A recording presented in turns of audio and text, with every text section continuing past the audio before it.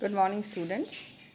Last time हमने de Broglie समीकरण का सत्यापन का अध्ययन किया था, जिसमें इलेक्ट्रॉन को बी वोल्ट से त्वरित करने पर उसके तरंगदैर्ध्य की गणना करी थी। और हमने ये भी पाया था कि अगर इलेक्ट्रॉन्स को 100 वोल्ट से त्वरित करते हैं तो उसका तरंगदैर्ध्य एक्सरे के तरंगदैर्ध्य के समान ही होता है। तो उसके तरंगदैर्ध्य का मान एक्सरे के तरंगदैर्ध्य के समान ही होता है।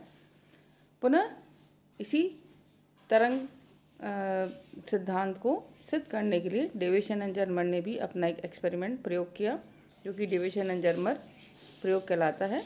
इसके अंदर डेविसन एंड जर्मर ने टंगस्टन तंतु के फिलामेंट को गर्म किया, उससे निकलने वाले इलेक्ट्रॉन की बीम को बी वोल्ट से त्वरित कर निकल क्रिस्टल की सतह पर गिराया।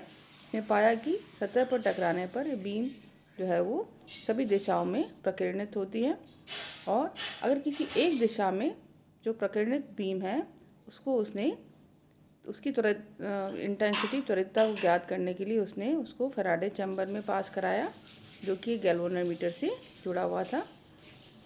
डेविसन जर्मर ने पाया कि अगर इलेक्ट्रॉन्स की बीम के वोल्ट्स को बढ़ाते हैं तो उनकी त्वरितता इंटेंसिटी भी बढ़ती है, और उनका जो ग्राफ का पैटर्न था इंटेंसिटी और बढ़ते हुए वोल्ट्स का, वो तरंग के समान ही था, तरंग प्रकृति के समान ही था।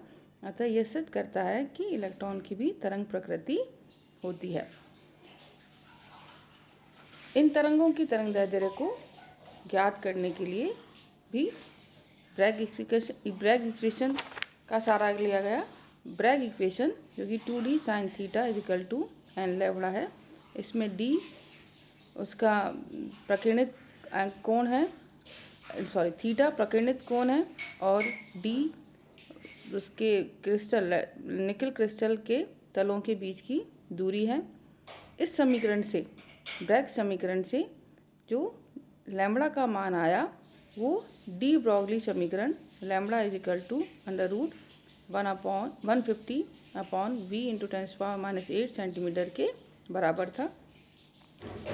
100 वोल्ट पर अगर त्वरित करते हैं तो दोनों का मान समान था। v का मान 100 रखने पर, त्वरित करने पर दोनों का मान लैम्ब्डा का मान समान था, जो कि एक्सरेज के तरंगदैर्ध्य के बराबर था।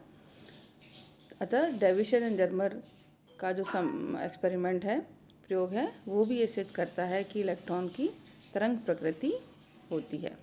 Thank you.